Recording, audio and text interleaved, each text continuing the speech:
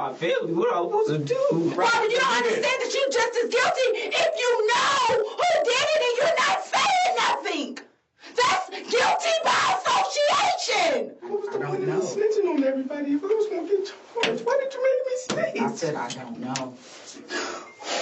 My life is...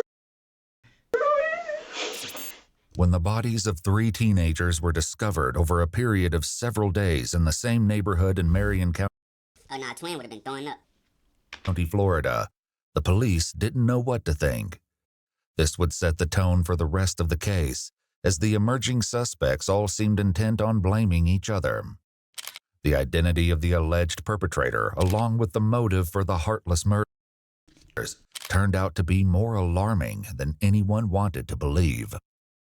The police first learned that something was terribly wrong just before midnight on March 30th, 2000. She's bleeding out of her head. She's gargling on her blood. You need to turn her on her side so she doesn't choke, okay? It doesn't matter what side? Like, on what side? No, just turn her on her side so she doesn't choke on the blood, okay? Oh, my God. Is she awake? No. Okay. Is she breathing? She's breathing. Oh. Do you know how far they are? I don't have an ETA, but they are on the way, okay? Deputies from the Marion County Sheriff's Department arrived moments before the ambulance. While paramedics rushed to try to save the victim, the deputies tried to get a grasp on the chaotic scene. Within 5 minutes of the ambulance arriving, the victim was on her way to the nearest hospital. The Sheriff's Department was left to pick apart the seemingly inexplicable scene. She's not responsive? No, not responsive. No, there's no ID, no nothing. Young girl, older girl? Younger girl. The shoe's right there, and that's been moved. She was right there, right? Yeah. There's blood everywhere. I was not expecting that. No. Well, I thought it was going to be BS, honestly. Yeah, I immediately thought she had got, like, hit by a car. And I seen the big, but I've never seen an exit wound in a head. Yeah. So I wasn't aware. Oh, yeah. She's laying down. It's all pulled out. I mean, it was... And she was still breathing? Rapid breathing. Yeah. But I don't know. Medic said she ain't gonna take it. Yeah, more than likely. I mean, if she did, that's wild. When police made contact with the 911 caller, they learned that he was just as confused about the situation as the deputies. He only became aware that something was amiss when he got a call from his neighbor across the street. You didn't hear nothing at all? She told me it sounded like someone crashed into my dumpster, and then there was like 2 shots. The neighbor in question made her way over to talk to the deputies directly. Unfortunately, what she said only served to make the situation even more mysterious. I gotta take. Oh, my shit probably was muted too. I gotta take my shit off. Let me see. Let me try it again. So, around what time did you hear? You said it sounded like a gun, Yeah, it wasn't a loud gunshot. I would say about 20, 30 minutes ago. It wasn't a loud gunshot, but I heard about 4 or 5, and I kind of blew it off casually, and then I just looked out of my window because I did think it was strange with it, how late it was, and I saw the car run into the... Hey, bro, you got your whatchamacallit logged into? You got your shit logged into your new phone? dumpster. And once I seen the car run into the dumpster, I stepped out my door, and I seen a man run out of the car down the road towards my yard, and I yelled at him, "What the fuck were you doing?" And then I seen him run back towards the car, take a minute, and I was calling him because it was his dumpster, and I seen him skirt off into the neighborhood. Did you see if anybody was in? Was it only one? Was there I several only people? seen one person running, and it was a male. It had a male figure, had a hat on. I want to say he was like 5 foot, maybe, but it was only one dude running down the road. This once again tracked with the evidence, as police found several sets of footprints at the scene. Did you hear the crash first, or did you hear what sounded like I heard the gunshots first. Where did you? The deputies closed down the main entrances and exits to the Forest Lakes Park neighborhood, hoping to catch the alleged shooter as he attempted to flee. Unfortunately, the area was heavily wooded, with plenty of places to hide and lots of back roads. This made for a difficult search for police, and an easy getaway for the alleged perpetrator. Meanwhile, the hospital where the victim was being treated was able to provide some help in that regard. They identified the girl as 16-year-old Layla Silvernail. Her grandparents, who were her legal guardians, were understandably distraught. Detectives first made contact with her grandfather, Kenneth. Layla was found, she was apparently with a gunshot wound and she was taken to the hospital. So that's part of the reason why we came here, was to let you know about her status.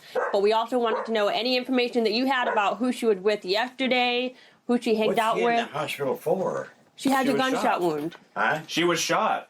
You're kidding. No, that's what I told you when This is what I've been trying to tell you. You're hanging around with a crew. Kenneth hurried to the back of the house to get his wife, Lisa. Shot! Layla's grandmother only seemed to become more distressed when the detectives tried to ask her questions. Lisa, come here. Lisa, have a seat right here. Is my granddaughter okay? Will she be okay? She's going to be at the hospital. I don't know anything. That's why I said I'm the victim advocate, okay? I'm here for you. Have a seat for us. We need some information so we can find out who did this, okay? I'd like to know too. We will go and I will shoot their asses. Oh no! Listen. Where was she shot at? Does anybody know anything? she was shot in the head. Listen, that's all we have right now, okay?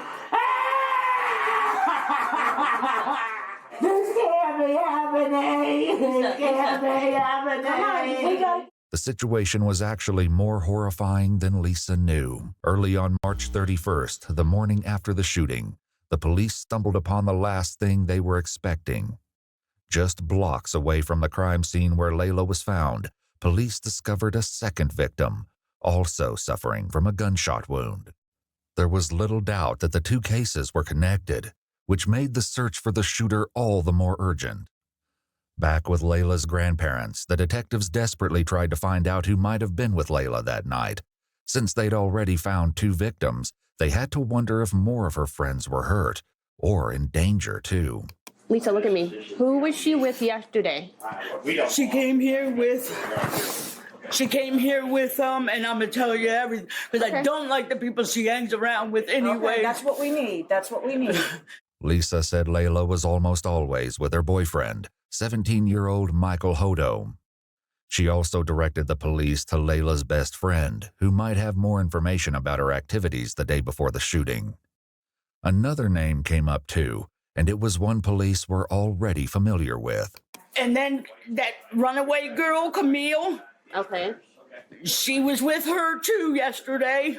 Camille Quarles, 16, had been reported as a runaway by her aunt and legal guardian several weeks prior. It was an open secret that she'd been staying with Layla at her grandparents' house, but no one had successfully brought her home yet. When police made contact with Camille, RIP to Camille, RIP to this young girl, man, that got shot in the skullet, man. I really feel for her, man. I hope her family find closure and things like that. But let's get to the crash outs. We trying to see the young niggas cry. Okay, we getting somewhere. We trying to see what these young niggas got going on. Cause these niggas crashed out. Head fucked up. I might gotta go to the interrogation. Okay, it's coming up. RIP to this young lady though, man. RIP to it. But I came here to see these young brothers break down. detectives knew they needed to track down Rob and 3-5.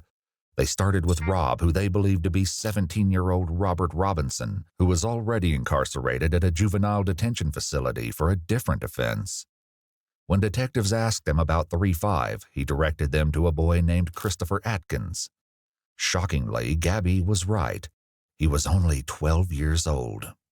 Since Chris and Rob were both minors, their mothers were asked to join them at the police station before any conversations took place.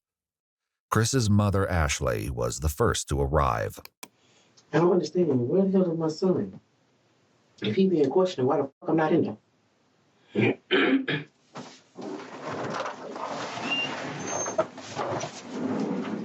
Which state is it on? Where's my son? He's in the other room right here. They're talking to him? Not yet, no. They're all getting their stuff together. It seemed she wasn't convinced they weren't already questioning him, because Ashley did her best to hear what was going on in the other room.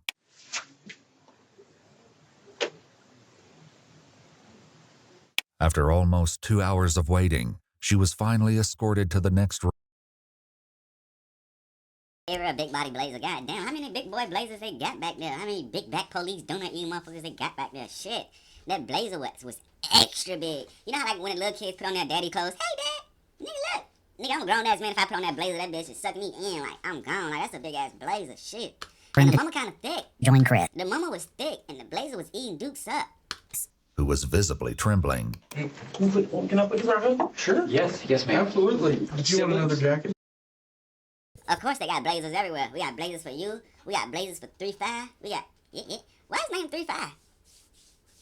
That nigga named Trey 5, nigga. The fuck? That's okay. Are you sure? You look like you're cold. Let me get you. You say you have 4 siblings? Okay. You guys get along okay in the house? The detectives set up. He's 12 years old though, man. You know what's so fucked up about this young crash out? They only giving him juvenile life, bro. It's perfect for him. He's 12. Juvenile life. He gonna get out when he's 21. He gonna do a good little 8-9 year bid in the juvenile system. He coming right home, bro. Shit, whack. About gradually breaking the ice with Chris, all the time appearing hyper-aware that he was only 12 years old. After taking all necessary precautions, like making both Chris and his mother aware of their rights, and establishing on record that Chris knew the difference between right and wrong, they finally got to the issue at hand. So, Chris, what I'd like to start with talking to you about is, and like I said, I just want you to be honest with us. I'd like you to talk to me about last Thursday night. First, we made something to eat. Then we watched TV. And I went to sleep for a little bit. And I heard something outside. I opened the door. That's a kid story for sure. I woke up, made me something to eat, looked at TV for a little bit, laid down, went to sleep a little bit, heard me something outside for a little bit, then I opened up the door a little bit and I seen something outside a little bit. Like, that's a little kid response. Like, that's crazy. There was nothing outside now. I think I went to sleep. So I think what you just told me was what you probably had rehearsed in your mind several times to tell a police officer if you ever had to talk about that Thursday night. Because sitting here and talking to you with your mom here crying and knowing that you have these siblings, you're probably in sort of an embarrassing and shameful position. If you are sorry for what happened, repent for it and start from the very beginning and go to the very end without me having to pull it from you. Because somebody that I have to pull each individual action from, that tells me that they don't really want to say what they did wrong, that they don't feel bad for it. Reaper down there has been super honest. He took him a minute to get comfortable with me, and he's told me everything down to details that only he would know, and that's involved in that nobody else would know. Some of the details, he points finger at you. 17-year-old Rob, also known by the concerning moniker Reaper, was also being questioned. Just like Chris, Rob and his mom Erica were both advised of their Miranda rights before the interrogation commenced. I'm trying to bring the best way to say this to you guys. We're investigating several different incidents that occurred over the last couple of weeks. Okay. One being a theft of side-by-side. One being the theft of, a burglary. We're investigating a robbery, and we're investigating a murder. Okay? Murder? Mm-hmm. So, the first ones you named is believable. The last one you named is not. You don't have the heart to keep them. I know that for a fact. Okay. What'd you do on Thursday all day? I mean, I was home all day. Like, I was home all Thursday. Okay. Who were you with? Did anybody come over? Did we hang out with anybody? Did you go anywhere with anybody? I ain't go nowhere. I came over at like 1 o'clock. What'd you guys do then? We just chilling. Literally, like, we were just chilling. Okay. Was anybody with at the time? How did he get to your house? Things like that? He drove to my house. It was him, Landon, Layla, and there was another girl with them. I don't know her name. Sosa was a nickname that Layla's boyfriend, 17-year-old Michael, used. Michael's father had last seen him about 6:30 last night, around the same time Gabby said she parted ways with the group. Landon was another local boy who police determined didn't know anything that would aid the investigation. As for the unnamed girl, the police likely wondered if she could be the missing Camille and why she hadn't been seen or heard from since. Did you go anywhere after 6:30, Rob? Oh, why do y'all keep asking that? I just want to keep asking because we've been working on our investigation. What do y'all think happened, bro? I'm telling you, You understand? in the house You understand, that Rob? night. Like I only seen Sosa one time that day. Rob, we know you were out of the house after 6:30. Okay? We know you were with around 7 o'clock p.m. Thanks to CCTV footage, police believed that Rob, along with others in the friend group, had been involved in the theft of a vehicle and an armed robbery that night. As serious as these crimes were, they paled in comparison to what police believed happened later. Back in the room with Chris, his mother tried to make him understand the severity of the situation. Well, you need to tell. Look, Chris ain't gone. Now's the time. Now's the whole story. Now's the You know time you to left get out of out. the house Thursday when I told you not to. And you finna speak. You gotta talk right now. And Reaper's already told us what the plan was that night. Wow. Oh, yeah, Reaper did some talking. The Reaper conversation was at 50 minutes. His at 2:13. Damn, Duke said, I told you not to go outside that day. You went outside, so you gonna say what happened. Like, them type of mamas ain't no getting out of that, youngin'. Like, shit. So we know what the original plan was. We're asking you now to be honest and to come forth and tell us what happened and why it happened. And he knocked on the window. When you say he, I never want to guess. Who's he? Reaper, a.k.a. Rob, took a lot of convincing before he opened up. Rob, right now you're protecting KTM and your buddies. You need to think about protecting yourself. The disturbing meaning behind KTM will be revealed in due time. For now, the fact that Let's see, what KTM could stand for. Let's take in bets real quick. I'm gonna go with, I'm gonna have three options. We're gonna go with KTM. Kill the mummies. Nah, kill that motherfucker.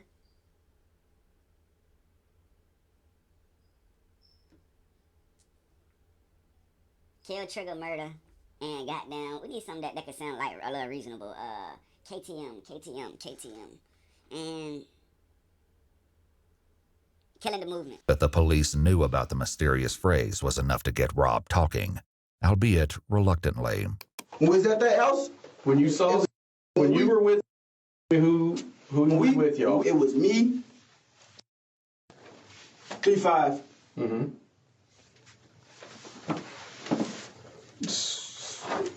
Layla was there. Mm-hmm. And that was it. The police knew by now that there were more people at the house than just Chris, Rob, Michael, and Layla. Did you go anywhere with them that night? No, I ain't go nowhere with them. I just told you.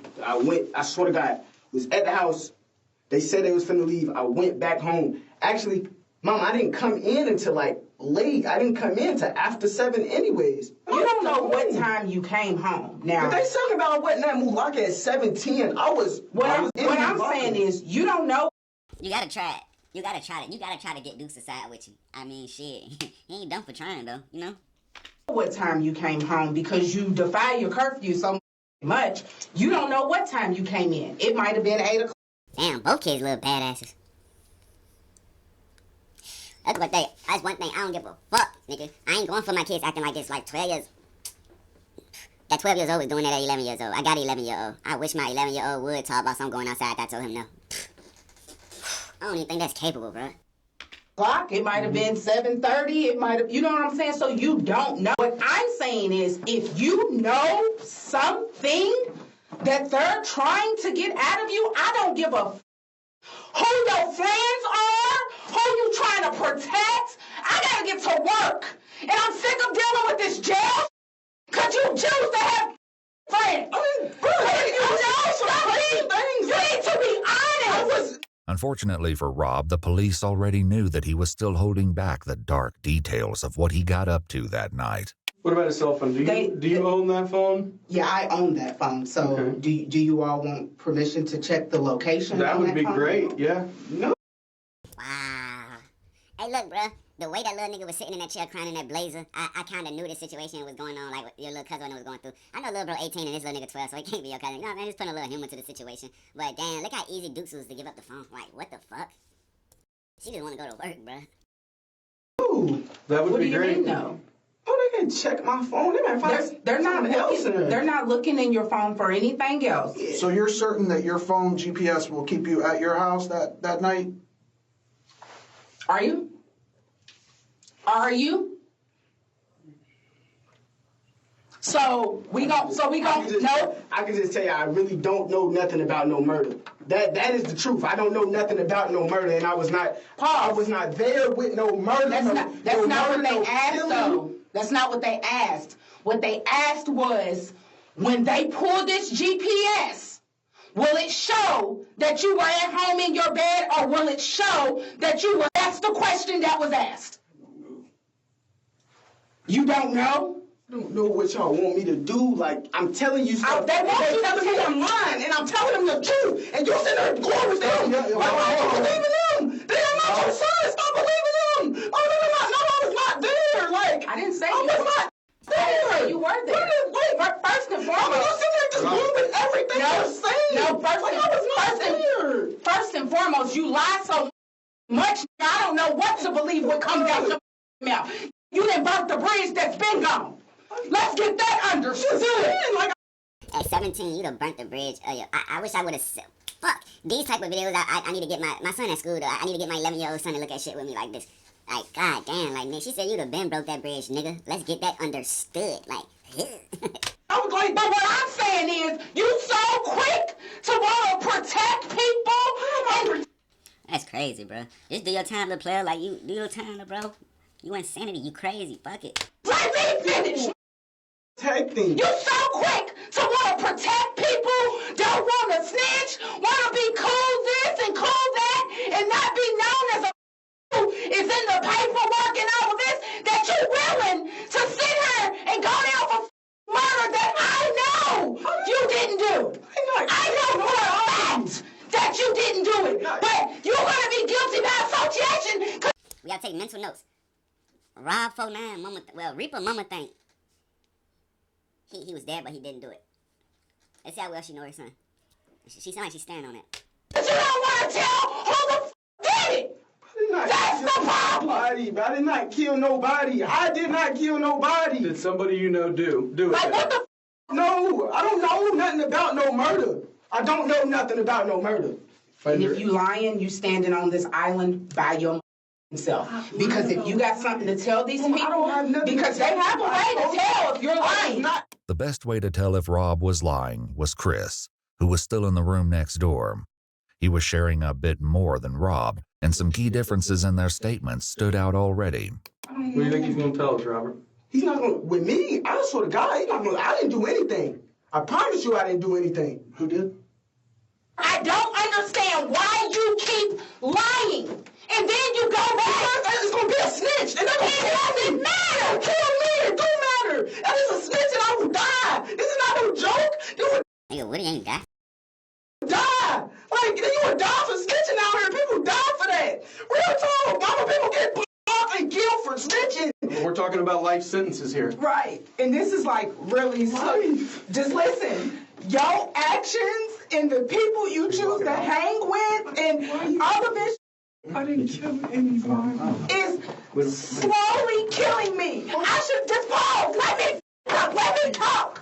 I'm supposed to be at work right now. I just took a promotion.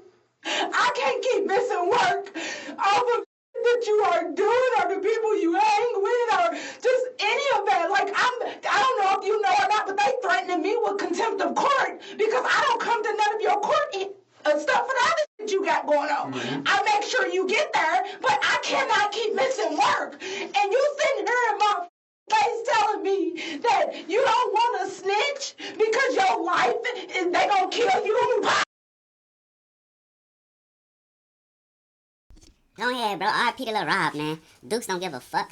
Dukes tired of your ass, bro. Out of all the 17 years you got on her fucking nerves, so she don't even care. She just want the truth out of you so she can go to work and you can die, nigga. Ain't that fucked up? Your mama don't even give a fuck if you live or die. She just want you to snitch. But then again, he's never been out here doing that shit, man. It's fucked up, right? Oh, you don't know, it wasn't me. I didn't say that. Nobody, they trying to get me to my shit. I didn't say that you killed anyone. Robert, you don't understand that you're just as guilty if you know who did it and you're not saying nothing.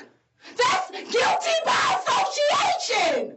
Like, what part of that is not clicking for you? If you know who killed these kids, then you need to tell him.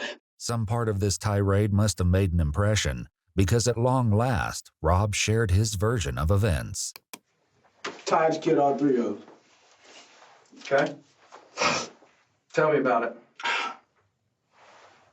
Were you there? The whole story?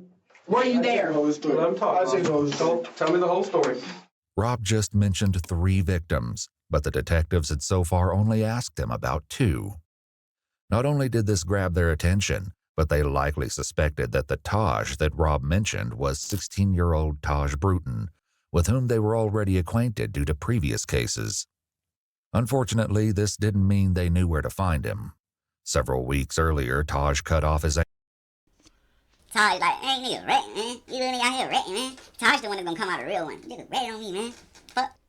ankle monitor and went on the run. The detectives would focus on this after they got more of They gonna be whipping Lil 3-5 ass. Lil 3-5 gonna be getting his ass whipped in the juvenile jump. the story from Chris, who picked up the story after he said Rob, a.k.a. Reaper, knocked on his window. Okay, Reaper knocks on the window. He knocks on the window. He said, come on, we finna go see some girls or something. Then we went out. And this girl and this boy, they just, I don't know what. This girl and this boy. Describe. From Rob's statement, the police believed this had to be Michael and Layla. He made no mention of Camille, however, even when he explained where everyone was sitting in Layla's car. The seating arrangement would be crucial later.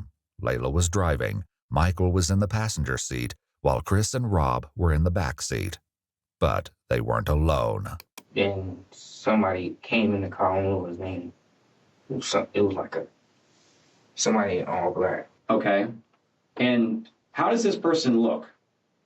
I know you said he's wearing dark colored clothes, right? I heard you say that. Ski mask on too. Yeah. I'm telling you what, if somebody got in the car wearing a ski mask, I'd be like, what is going on? But that didn't appear to be Chris's response, and the detectives likely had a horrible inkling as to why. Yeah, I looked at Rob, I was like, I thought we were going to see some girls. He's like, yeah.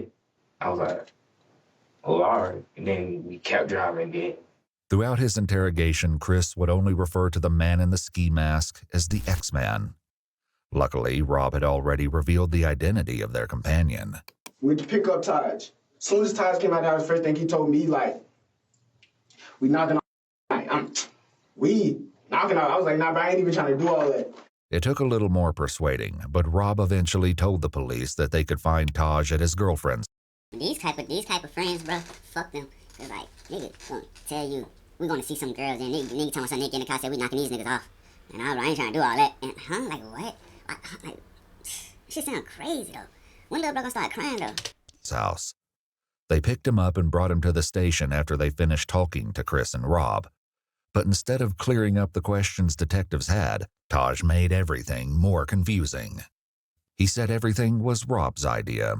I'm sitting right next to him. And he whispered in my ear, he was like, bro, I'm finna rob these tonight, bro.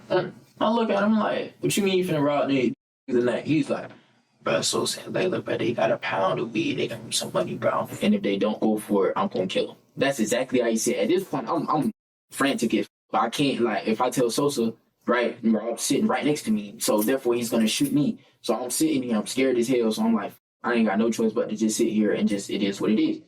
Rob told detectives that Alright, nah. All these niggas some hoe ass niggas. These niggas ain't finna die from nobody. These niggas just snitching upon each other. They just friends niggas snitching upon each other, man. Ain't gonna happen to nobody, man. that it was the other way around. It was so random. Like, he just said he wanted to knock him off. I'm not thinking he's serious, though. Like, at the time, when he first said it, if you would have seen his face, like, right, he was laughing. Like, if I would have really thought he was finna kill me, I wouldn't have got back in that car. I would have stayed right there and called my mom and be like, can you come get me? I didn't think he was serious until when the car started slowing down and I seen him up the gun.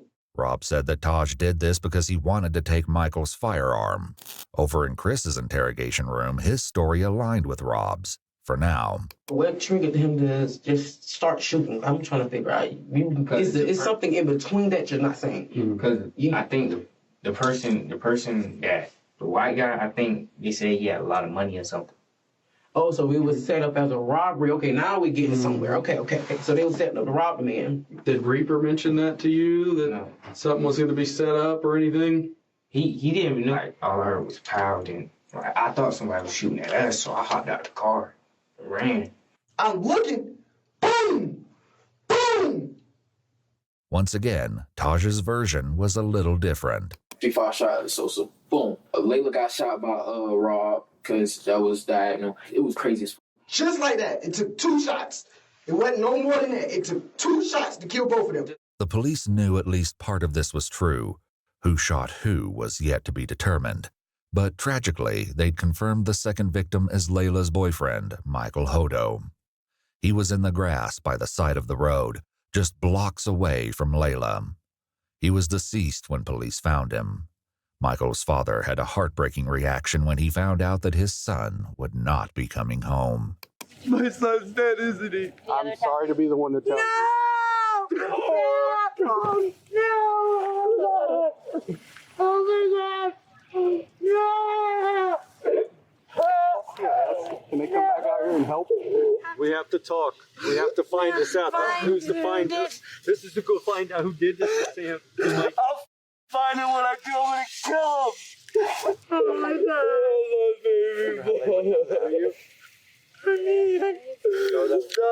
Baby boy. While Michael's family reeled from the devastating news, Chris continued with his upsetting story about Michael's final moments. And you said he shot this white guy first? Yeah, the white guy was like sitting like this. And like, where'd he shoot him at? Like right here. And the gun was pressed up against his head? Is that what you're... I think it was like... Okay. And then what about the white girl that's driving? Tell me about that. He turned the gun and shot her. Where'd he shoot her at? I don't know. Rob agreed, which would soon become increasingly rare. Where did he shoot Layla? No, I think it was headshots. On the other hand, Taj put the blame back on his 2 companions. I know he shot Sosa in the back of the head. I seen that happen. I seen Rob try to shoot her, right? And when he tried to shoot her, he shot her, and then his gun didn't go off, so he reloaded it again and shot her. All contradictions temporarily aside, Chris added another disturbing detail. Did he see it coming? No, it was like to the back of his head. Okay. Did he have any time to defend himself? No, but Taj just upped it and shot him in the head. At this point, police were still searching Forest Lakes Park for evidence. Now that they knew the shooting had occurred in Layla's car, it was more important than ever to find the vehicle. Most of all, though, they were looking for any sign of Camille. They hoped to find her alive, but the police were likely aware that, like Layla, she could be seriously injured and in need of medical attention. If that was the case, every passing moment decreased her chance of survival. For the time being, though, her family was left in an exhausting state of limbo. The situation was made infinitely worse by rumors that Camille had been caught up in the shooting. Frustratingly, the police still had no concrete answers for her family. They had to hope that Chris, Rob, and Taj would ultimately provide an explanation. They got even closer when Chris continued with more of the story, but once again, the details started to get shaky. Was the car driving whenever they got shot? No, it was just like, it stopped, and then like it kept going, like, when I hopped out the car, it kept going with it. Where did the car keep going when it kept going? Like, to a dumpster. Did you get back in the car? Yeah, I got back. I mean, did you want to get back in the car, or did you not? No, you didn't want to. Okay, what made you get back in that car? Explain to me that. Because he had a gun, I thought he was going to get to shoot at me. Because if I was just with him and if I was just with him, he'd just kill somebody. And he probably would kill me too, because he think I was going to snitch. On the contrary, Rob said that he was the one who jumped out of the car. When he shot Layla, I got out the car because the blood started dripping. I ain't wanted to get on me. Taj claimed the same thing. I get out of the car, they still shooting because it was like 4 to 6 shots. I don't know exactly how many shots it was, but it was a couple shots, bro. So at this point, we hear this lady. This lady's over there like, I'm running. I'm trying to hide in the forest. I don't know what the fuck I'm going to do. I'm trying to call spring everything. So this lady, hey, what's going on over there? He sees me, or I guess he ran back over there. I'll run over him. He was like, hey, this, that, and the third. So I'm like, I'm going to just do what he tell me to do. I just want to go home. So the only thing that this is... A 12-year-old come to you, and you gonna do it. I'm gonna do what you gonna say. A 12-year-old, bro, you could put him in a little Jody. Man, shut up. established was that at least one of the boys had gotten out of the car. But this wasn't news, as the woman who saw the car hit the dumpster also told police that she saw a male figure running around shortly after she heard gunshots and saw the crash. The detectives decided not to challenge the boys on this front for now, and pushed for the truth on more important matters instead. They started with Rob. What happened to Layla? Where did they... I don't know. Taj threw Layla out the car and hopped in the driver's seat and started driving. Rob said Taj repeated the process a short time later. Taj pulled body out the car, patted him down at the cannon. He grabbed the cannon, got back in the driver's seat, and he drove off. Was that next to Layla where she was pulled out? No, it was in a different spot. This made sense to police because the second crime scene, where Michael's body was found, didn't have much blood. There were, however, what appeared to be drag marks leading from the road towards the brush where the body lay. Did you help take... I ain't touch nobody. I ain't touch a body. I ain't touch nothing. I swear to God, I ain't touch nothing. Once they was dead, I said, take me home, man. Take me home. Yet Taj said that wasn't how it happened. Rob drives. He pulled Layla out of the car. That's why she got left by the dumpster. He starts driving. He's driving. We go around the corner. He goes over to Sosa. Sosa had a thing in his somewhere on him. So he pulled Sosa out of the car. He just dragged him over in some woods or some shit. And were you driving the car? No, I was not driving the car. Yeah. The detectives asked Chris similar questions. Did you pull her out of the car? What is Rob doing during all this? He was sitting in the back seat. What's he saying? Like, he was like, oh. He was like, go. And what happened next? Yeah. And he drove all the way out there on the wall. And he tried to put a thing in the river, but I think got stuck or something. What thing are you talking about? The car. Okay. Once again, the detectives already had information that would let them know if one of the boys was lying. The search of Forest Lakes Park had finally paid off, leading police to another grisly and tragic discovery. Taj picked up the story again to tell his version of what they did with Layla's car. We get over here to this lake. It's dark as hell. 3-5 get out of the car. He got out of the car. Rob tells him, hey, start wiping everything down. So he started wiping everything down. He's wiping everything down. The door handles everything. He's wiping everything down. So after he started wiping everything down, Rob takes Layla's phone or Aunt Sosa's phone or whoever phones he found in that bit, throw him in the lake, throw him in the lake. The lake in question turned out to be 5.5 miles or 8.8 kilometers outside Forest Lakes Park, but police had no question that this was the scene they were looking for. When they dredged the lake, they recovered the 2 phones from the water, which were determined to be Michael and Layla's. But this wasn't the only evidence they found. Taj attempted to explain what was found as he continued his story, starring Rob as the mastermind of the crime. He tell 3-5 get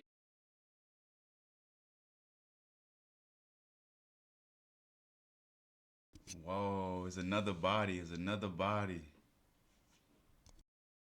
in the car, drive the car into the lake for whatever reason. When the detectives asked Chris, though, he said he was nowhere near the car at that point. Were you in the car when it was going in the river? Or? Yeah, I was out the car. I was trying to run back to my house. Mm-hmm. You were out of the car. What was Rob doing? I don't know. I left. I was running back to my house. What did he say he did with the car after that then? I didn't ask all of that. I didn't ask that. What about the guns that were used? I don't know where those at either. Oh, it's barely in the lake. Okay. Like when he drive, it might be the 2 front tires in the lake. It might be a little bit more in the hood, but the back of the car, all that is still out of the lake. That was exactly how the police discovered the car. What they found inside was more gruesome than they had ever anticipated. The jaw-dropping joint, no dozing or nothing. Like I'm geeked to find out what happened. Back with Chris, he continued his tale. Describe to me the clothes that you were wearing that night when all Free 3-5. these bad things happened. What happened to them? They wanted us to burn them. Who wanted you to burn them? Did you have blood or something on them? No. Are you sure? I don't think so. Like Detective Pender said, we processed that car front to back, top to bottom, bottom to top 3 times. 3 days worth of actual forensic work, several forensic people. I don't think you could have sat anywhere in that car and not got blood on you.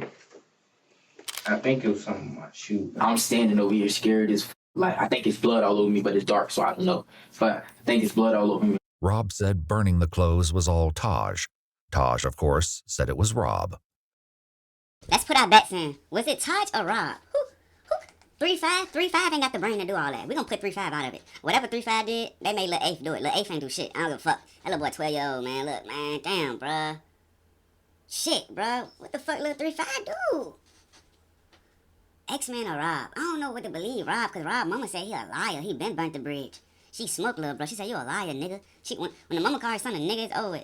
And then you got Rob, though. I mean, but then you got X-Man. X-Man look grimy.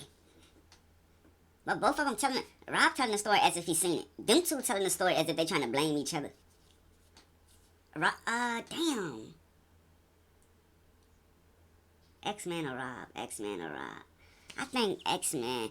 I think it was, I don't know shit, man. We going with X-Man. Fuck it. But I knew it was Rob. I know it's gonna be Rob, though.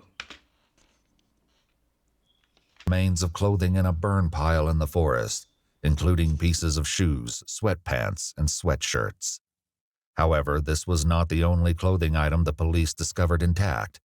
Chris's shoes, which he described as Nike slides, were found discarded. Look at 3-5 sandal. Nigga, that's a 12-year-old sandal, bro. Ain't that crazy? In the bushes, and a single glove was found near Michael's body. Another was found near the lake. The police asked Taj about this. So were you wearing gloves at this time? Yes, I was wearing gloves because, like I said, I was supposed to go hit. And what about Rob? Rob was wearing gloves too. Yes, Rob was wearing gloves. Taj revealed that the original plan was for the group to go car hopping that night, which was why he was wearing gloves and a ski mask. But police had to wonder if there was a far darker reason the boys brought these items. For now, the detectives wrapped up the conversation with Rob. Do you feel a little better now that you were honest? Did you need to get that off your chest? Okay. I'm thinking, it was a group decision for sure. It's worse. Now I feel like I just snitched on everybody and... The detective stepped out, but little did Rob know that his night at the police station was far from over. There was a lot more that he needed to fess up to, but for now, he was left alone with his mother. They might charge you because you were there and you didn't come forward. Did come forward? I'm talking about when it happened. I just told him everything. I'm just letting you know, Rob. You don't understand. I'm gonna get charged for murder, Mama. I just told him everything. I'm getting charged for murder, Mama. I'm getting charged for murder, Mama. He's 17 too, boy. You don't get no juvenile life, young man. Your ass going to the slammer. What was the point of me snitching on everybody if I was gonna get charged? Why did you make me snitch? I said I don't know.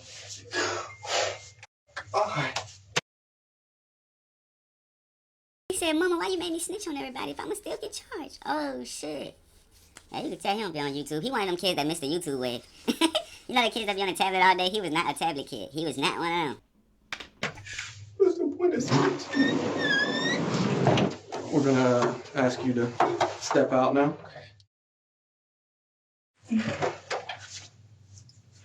Hey, Mama.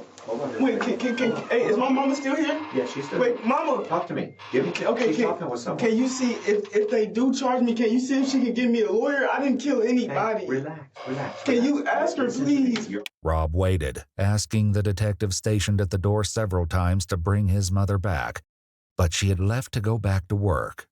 Before she did, she informed police that she did not want Rob answering any more questions without a lawyer present. Rob was not on board with this plan. Is my mama still out there? Hold on. How can I get charged for murder? Listen. Can you explain it to me? Can you explain it to me? Damn. Bro, come on, Rob, man. Yo, mama waived your right. Okay. This can be the reason he beat this. His mama waived the right for him to talk anymore, and they still went in there talking to a minor. This where they fucked up at. They got all that they got already. They should have just took that to the chin. But we're gonna find out some more later. Hold on. We got it. We're taking your DNA, okay? While the police took Rob's DNA, fingerprints, and photos, he continued to ask them how it was possible that he would be charged with murder. Listen, can I tell you the situation, please? I heard it. Listen, let them do their thing. Your mama's not here yet.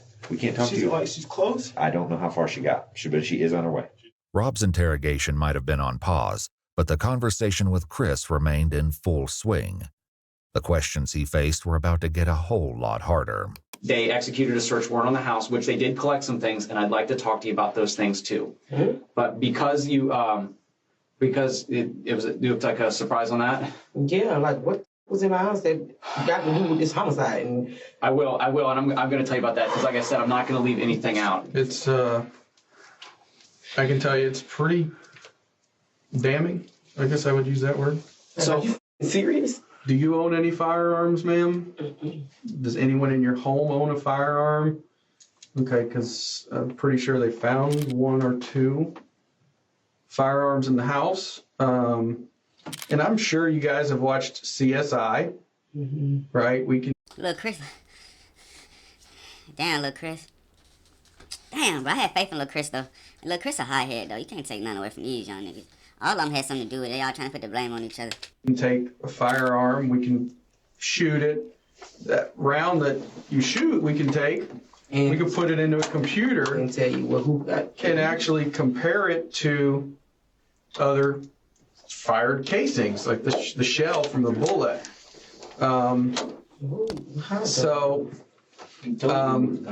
How? Reaper, he told me to hold the guns from. Why would you hold guns from when you know something that dumb just happened? That was stupid. When Reaper gave you these, you think that they're going to be related to this? I think so. Describe to me why you think that.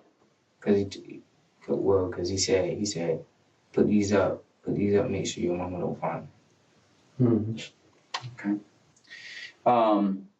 And the gun that you saw X-Man use, was it either one of those 2 guns? I think it was the black one. Meanwhile, Rob continued to wait. Didn't kill anybody. Why the fuck be charged with murder? I do not want to be charged with murder, bro. Eventually, the detectives did come back to speak with him, since he was insistent on saying more, even though his mother did not return to the station. All right, so, I explained to you what your mom said on the phone, right? She didn't want us to ask you any more questions while while you're present. You reapproached me a couple times, and you said that you wanted to discuss some stuff further, right? I just want to make sure that we're clear that you don't have to answer our question. You don't have to talk to us at this point. But you've stated to me that it's my case. I want to talk to you. Yes. Because Rob's mom was no longer present, they read him his Miranda rights again. Right off the bat, he admitted to additional involvement. Taj told me to help him pull the body out of the trunk and throw it in the lake.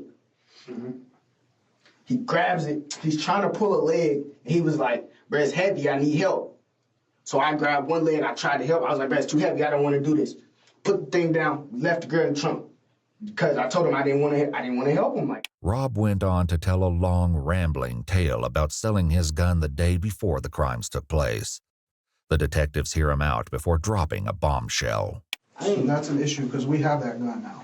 No, that's not. It was at 3-5's house. You said you sold it. I did. That's not my gun. That one's not mine. That's not my gun. In addition to this, the police strongly suspected Rob had stolen the firearm. You may be telling the truth that you didn't pull a trigger, but you knew this was going to happen. You knew it was going to happen. I did not know this. The detectives had a similar exchange with Taj. We've sent some of the casings off to be examined already. It's not back, I'll tell you that. Otherwise, we wouldn't probably be having this conversation. That those casings aren't going to come back, like he said, to a third gun. To a third gun, they shouldn't. Multiple casings were found at all 3 crime scenes, but especially near the car at the lake. Even if the boys weren't budging on the issue of who shot who, lab tests would reveal the truth in due time. In the meantime, the detectives brought up something 2 of the boys in particular were probably dreading. Let's talk about the trunk. Trunk of that car. You looking at the trunk, sir? There's another part that we haven't talked about. Trunk? Mm-hmm. It was a girl in the trunk. And he told me to open the trunk, and he shot her. Where did he tell you to open the trunk?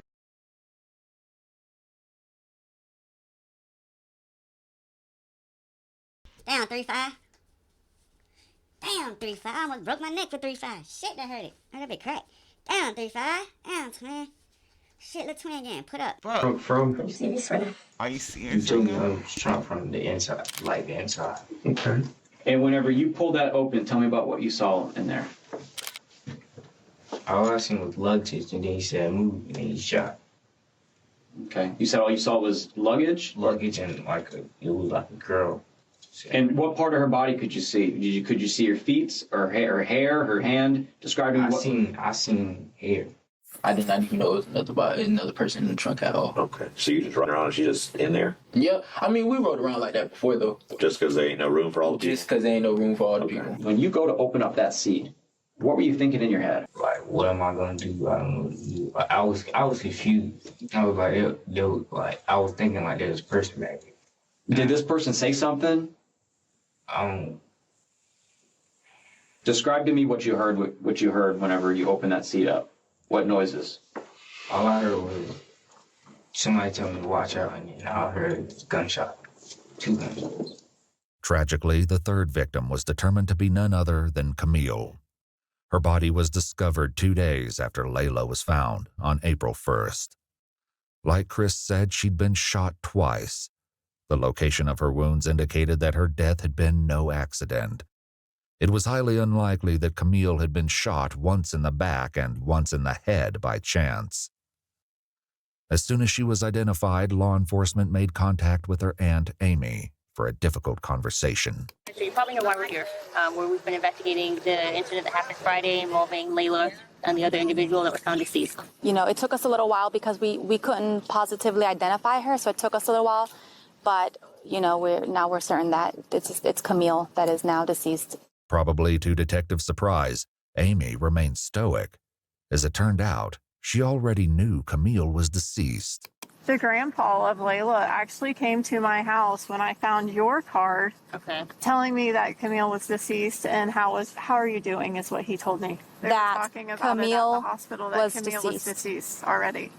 I had a mother call me at midnight last night that, my phone has not stopped. While Amy tried to come to terms with the loss of her niece, the detectives at the police station asked Chris more about the specifics of Camille's murder. What happened after he shot her? He closed it, and we left. How many times did he shoot her? Yeah, that's what we're gonna. I think once, twice. Well, what is it? One twice. Twice? Okay. Do you know what part of her body he shot her?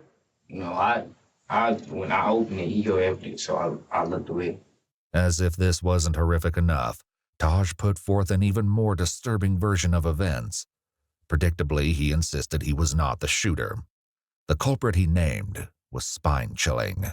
Who folds the seat down? 3-5, because he was on the side, so he hops out of the car, right? He get out of the car, flip the seat down, boom, hit her once. So he shot her once. Where did he shoot her? Oh, I don't know. I couldn't see exactly where he shot her at all. And then she's not dead yet, so Rob sees that and he shoots her to make sure she's dead. So Layla got one headshot, and then Camille got 2 because she wasn't dead yet. For once, Rob agreed with Taj, at least partially. Before his mom left the police station, he told this to the police. It was 3-5 that did that. 3-5 dropped the seat and shot the girl, and he shot her in the head. And Taj was like, shoot the in the back, shoot the in the back. 3-5 dropped the back seat and he shot the girl. She was still alive. He's like, finish her. So he shot her again. 3-5, police knew, was Chris's street name. Still, something wasn't quite right. After getting this far, the police were not willing to accept anything short of the full truth. Now, Reaper, Rob, there's a lot of similarities that are overlapping here, but there's definitely a discrepancy that Rob told us about what happened to the person in the trunk. So they're trying to make him the shooter, right? Yeah, that's what y'all leaving out. I mean, be honest. Be honest. We being all being honest here. Just be honest. Is he the shooter? That's what they're saying. That's all you gotta do. That's all you gotta do is just say that. I mean, stop going around it. I can tell you that he is not. You, Chris, are not being blamed for those people in the front seat. In the back seat is what the trunk is the one that we have some issues with the trunk. I'm gonna keep it real about. Tell us. Be honest, baby. It's okay. Because you're gonna feel so much better. You're gonna feel so much better. You're gonna feel so much better once you talk about what What's wrong? it's. He's tell me. Say it. Just say it. He said, if I ain't do it, you gonna kill everybody I know. Yeah, twin did it. When they start saying shit like that, they want to make you think they ain't have a choice. Bitch, you had a choice. Bro, I got a crazy ass cramp, bro. Wow. That wood ain't do it. I don't know what happened. My motherfucking stomach hurt. So tell us what you did. He said, AJ, you gonna kill everybody I know. Yeah. Who made you do it? Who is it? Rob. Rob made you do it? Yeah. He said he gonna kill everybody you know. Well, who is the X-Man? I don't know who that is. Now, did you... Just calm down. My life is ruined. Yet again, Rob said, My life is ruined. What the fuck wrong with these kids, bro? Your life been ruined when you decided to tote a gun at 12 years old, nigga. something different. Before his mom left the station, he had shared this information. Taj made him kill the person, or he was gonna kill 3-5. Is that what he said? He told He him? told 3-5, if you don't kill this girl, I'm gonna shoot you in your head. Let's go on here. He said that he was going to kill everybody you know, and you did fire a gun. Tell me about what you did. I think I shot the girl. I don't know where it was, but and then he came up and shot her too. Okay. Who did? Rob. Okay. So when you shot her, what gun did you use when you shot her? The ex dude gave me the sky. If Chris used Taj's firearm, that would explain why they only found 2 weapons during the search warrant. This brought up another question, though, which the detectives had addressed with Rob and his mom. So that's my concern. Yeah, they made Rob hold a gun because Rob the youngest too. So they made Rob hold them guns. Rob had some. I mean, 3-5. Rob made 3-5 hold them guns. It was Rob and X-Man plan, but they told 3-5 about it, and 3-5 tagged along. All of them knew about it though. I don't think they went to kill nobody. They went to rob somebody, but the people won't go.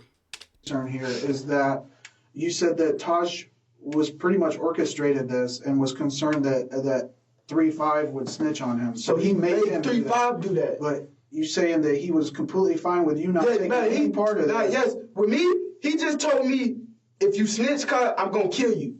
With his mom there, Rob insisted that he was innocent. Now that she was gone, though, the police hoped he might be more forthcoming. I honestly don't think you're a cold-blooded killer. I know Taj, I've dealt with him, and I've dealt with you. And there's a reason I wanted to talk to you. Because I don't think you're that dude. I don't think you're a cold-blooded killer. Taj, I don't know anything about 3-5. I've never met him. But I'm telling you that when the evidence says that you were there and that you shot someone, there is no explaining that. Evidence is gonna tell you that I'm there, but all I can tell you is that I didn't shoot nobody. Did you shoot Layla? No. Because I got information that somebody that was in their car had a thing for Layla, and he couldn't do it. So somebody else did it. No. Okay? No, that's not true. Your brother's talking. Is there any reason why he would be telling people that you shot one of those people if you didn't do it? Police likely used this as a tactic to get Rob to talk and hopefully reveal the truth. Perhaps this was how Amy knew Camille was deceased before the detectives contacted her. In Chris's interrogation room, his mother struggled to come to terms with what he'd done. You shot somebody that's dead, boy. What the No, this is a homicide. This is 3 people dead. This is some shit that's serious. You gonna kill my family. What am I supposed to do? That's why. I understand. That's what we were trying to tell you from the beginning. Chris, take a deep breath. Just calm take a deep down. breath. Now listen to me. When you say that someone threatens your family and threatens you, I need to put it in the report. Take a deep breath. Please tell me, what am I supposed to do? Chris's mom didn't have an answer to that. She asked one of the detectives if she could step out for a moment to compose herself. He know I live, and he knows my whole family. He was gonna kill my whole family. Are you talking about Reaper, or are you talking about Stavo? Reaper. He was gonna kill my. Let's talk about X-Man real quick. I think you know who X is, and I think you're scared of him. Rightfully so. They both said it was gonna kill my family. Okay. They both said that? Did they ever point a gun at you or anything like that? Yeah. Who pointed a gun at you? The X-Man. He was like, don't tell nobody. Don't tell nobody. I'm gonna kill you down. Kill your mom. Rob also told the detectives that he and Chris were in serious danger at the time of the crime. Let me tell you something about Taj. Taj tell you he finna do something, and you decide not to do it with him, then I probably would have died with them. So were you afraid of Taj that night? Because Bro, if I did not do what Taj wanted me to do, I would have died that night with them. Taj is that bad a dude? Bro, Taj, on the other hand, claimed Rob always planned to let him take the blame. If anything, if one of us go down in anything, and Todd, it was you. You did it. Everything. You did it. Legit. You shot everybody in the car. It was not me. If he got caught up, then then he was gonna go find my mama. The whole night I did not have a gun. Rob continued with his story, claiming that he only participated out of fear. Did Taj tell you to put the gun to somebody? But Taj told me he told me he gonna kill Sosa. He wanted me to shoot Layla, and then he wanted 3-5 to shoot the girl in the back. I told him I didn't want to do it. He told me if I didn't do it, he was gonna kill me. You hold the gun to Layla's head? Yeah, but I tried to shoot it, but it clicked. I tried to shoot, but it clicked. Like, I didn't have it cocked back. I tried to shoot it, and it clicked twice, so then Stavo just did it itself. That's why. I'm thinking my gun wasn't coming back. Listen. I'm telling y'all the truth, and y'all still think I'm lying. Like, what I'm supposed to do, bro? Okay. So how long before he actually pointed the gun, he told you to shoot Layla? We was already in the car. Like, he put it in his notes, showed me, and then deleted the note. When was that in the night? How early? How much before? No, that was like right before it happened. Did you shoot that girl in the trunk? In the trunk? Yeah. Like I said, I wasn't there. 3-5 shot that girl in the trunk. Still, the police suspected something was being left out. Was she still moving after you shot her? He said she was still breathing or something. Mm-hmm. Who said that, X-Man or Rob? Did you shoot the girl once or did you shoot her twice? I mean, it doesn't matter at this point. I shot her once, and he shot her again. Chris was talking about Rob. Thankfully, the police were finally getting somewhere with him, too. You shot her once. How many times you shoot her? Once. You shot her once? Where'd you shoot her? I don't know. Yeah, you do. There ain't no question. There ain't no question where she was shot. You talking about one end to the other. Where'd you shoot her? Just shot, bro. I seen her and I shot. Like, why? Because she was still alive. She was gonna snitch on us all. We was all gonna go to jail for life. I didn't want to do none of it. If I didn't kill that girl, Stavo was going to kill me. I swear to God. I'm looking at her in her eyes. She's dead. Finally, the truth came out. Ballistics reports comparing shell cases found at the scene to the firearms found in Chris's house indicated a match. Whether or not there was a third shooter remained to be seen. Are you sorry for what happened? I did not want it to happen. I never wanted that to happen. Like, I never wanted to kill anybody. I never wanted to shoot anybody. I never want any of that to happen. I just wanted to get a little bit of money. The detectives made one last effort with Taj. People already ended up dead because of you guys' craziness. No, not my craziness. It's not my craziness. Were you going to rob them and it was like either you had to do what you had to do or a finger slipped and it scared everybody in the car and then it's too late at that point. Yeah, I feel you, but that makes more sense than the story that they're telling that you planned to kill these people. That from the beginning of the night. I didn't shoot no gun. We talked to Rob and we talked to Chris for hours. For whatever reason, one of them was more afraid of bringing you into the middle of this than they were Rob. So for that story that Rob's this guy that's, threatening everybody or his people threatening people or your people, I just don't see that. But Taj remained stalwart, insisting that he had never used a firearm that night. The detectives hoped that unpacking one final secret could be the key to determining the truth about his involvement. They turned back to Rob to accomplish this. Like Chris and his mom, Rob was also given a jacket to keep warm in the cold police station. But he used it in a less typical way. Even as he tried to get comfortable in the interrogation room, one of the detectives returned to unpack a final secret to try to pull the case together. The KTM, what exactly, what is it that you guys do? What is it? Like a gang? No. It's the first time we did something for it. So how many guys, how many people, like, consider themselves a part of KTM? A few of us, me, Gustavo, 3-5.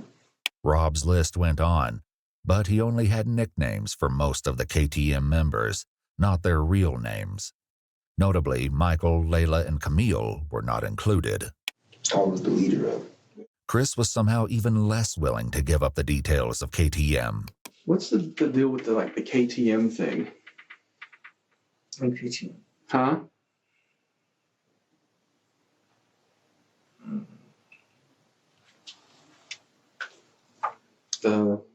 I know Reaper has the tattoo.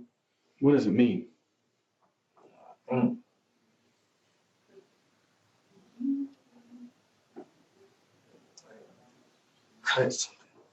Cutthroat? Cutthroat mentality. Fuck, cutthroat mentality. How the fuck we didn't get cut, nigga? What did I say at first? Killer Teen Mutants. Like, what the hell? That was all over the place. Mentality, does that sound right? What exactly is that? Like just a made up gang name or? Hold on, that boy had that $5 meal deal. Damn. Ooh, that's that new bag too. Let me see. Oh, no, that's that old bag. So that's John kind of that ain't that $5 meal deal. He probably got that 2 for $5 motherfucker. One of Michael's close friends eventually came forward, provided the police would keep his identity anonymous, and confirmed that KTM was indeed a gang. His description of their activities was chilling. Is in a mentality that they'll do anything to you and not give a fuck. Just to get the money? Yes, just to get the money. Just to get what they want, basically. With that, the detectives had all the information they needed to move forward with the case. It had taken 8 hours each to get the truth from Rob and Chris. The detectives stepped out, leaving Ashley and Chris alone for a few moments. Listen, baby, listen. It's not over. Yes, it is. It's not over. It's not over. You just better pray and hope that the gun that you shot her with wasn't murder weapon. Ashley also had some devastating news to deliver that was sure to upset him further. I'm gonna go to jail. So when I leave him, I'll talk. That's because I got a warrant. So I'm gonna go. And Grandma gonna be trying to figure out something. I'm gonna try to get out of this. When I get out of here, I'm trying to get you home. Ashley had a warrant out for her arrest, and in order to be with her son while he was interrogated, turned herself in to police. She was charged with possession of cocaine and methamphetamine and taken to county jail. Chris, Rob, and Taj were all taken to juvenile detention, and on May 15, 2023, a grand jury indicted all 3 boys. Preparations began to take the case to trial, where they will be tried as adults. Taj and Rob are both facing 3 counts of murder in the first degree because, tragically, Layla did not survive her injuries. She passed away just days after Camille's body was discovered. Taj also has been charged with robbery with a firearm, tampering with evidence, tampering with an electronic monitoring device, carjacking while armed, aggravated assault with a deadly weapon, and grand theft auto.